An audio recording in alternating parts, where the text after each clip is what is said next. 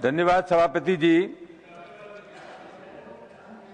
ये सदन 3 मिनट समय है, समय का ये सदन ग्रामीण विकास मंत्रालय के कार्यक्रम पर चर्चा कर रहा है। सभापति महोदय, ये बहुत ही महत्वपूर्ण विभाग है जिसका संबंध हमारे देश के ग्रामीण अंचल से है। मैं आपके मार्फत निवेदन ये करना चाहूंगा सभापति महोदय कि हमारे देश में जो योजनाएं बनती हैं भारत सरकार की, उन भारत सरकार की योजनाओं को क्रियान्वित करने के लिए हमारे देश में एक ही माध्यम है, हम उन योजनाओं को राज्य सरकार के मार्फत लागू कराते हैं। सभापति महोदय, देखने में आता है कि भारत सरकार योजना बनाती है और राज्य सरकारों को जो योजना क्रियान्वित करनी होती है, राज्य सरकार उसके लिए निष्क्रिय रहती है और कभी कभी देखने में आता है कि जो दौलत यहां से भेजी जाती है उसका सही इस्तेमाल नहीं होता।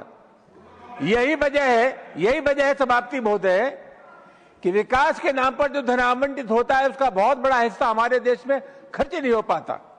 आवश्यकता इस बात की है कि हिंदुस्तान में राज्य सरकारों को दौलत भेजना ही काफी नहीं है, एक तंत्र विकसित करना चाहिए भारत सरकार को, जो ये निगरानी करे, जो देखे कि उस पैसे का सही इस्तेमाल हो रहा है कि नहीं हो रहा है और उसके लिए जवाबदेही होनी चाहिए। सभापति महोदय, मैं निवेदन करना चाहूंगा कि हमारे देश में मनरेगा योजना संचालित थी 2005 से और उसमें प्रतिबद्धता थी कि हम 100 दिन काम देंगे, लेकिन 50 दिन ही काम नहीं मिला। ये सरकार कहती है कि बीबी जी राम जी के तहत हम 1 से 25 दिन काम देंगे।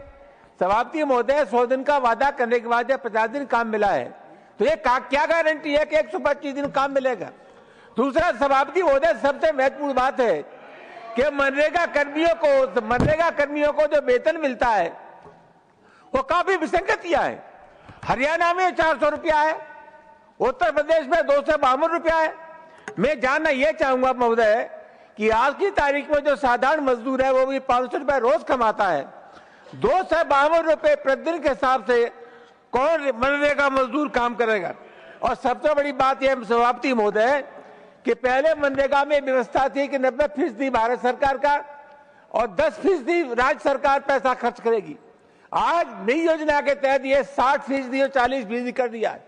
तमाम राज्यों ने हाथ खड़े कर दिए कि हमारे लिए संभव नहीं है, कम इस योजना का भार वहन कर सके, इसको व्यावहारिक बनाए जाने की आवश्यकता है।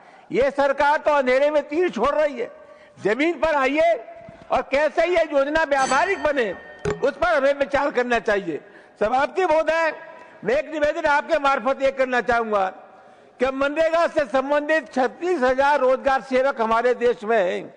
उत्तर प्रदेश में ये रोजगार सेवक जो है उनको सिर्फ 10,000 रुपए वेतनमान मिलता है और सभापति महोदय उनका बीमा काट करके 7,788 रुपया मिलता है। 18 माह से सभापति महोदय इनको वेतन नहीं मिला है। और मैं आपके मार्फत ये निवेदन करना चाहूंगा कि तमाम राज्यों में इनकी सेवाएं नियमित हो गई हैं।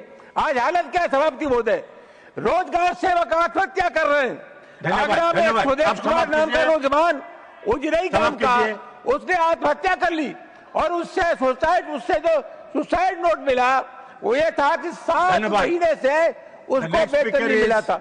सभापति महोदय, बहुत गंभीर मामला है और मैं आपके मार्फत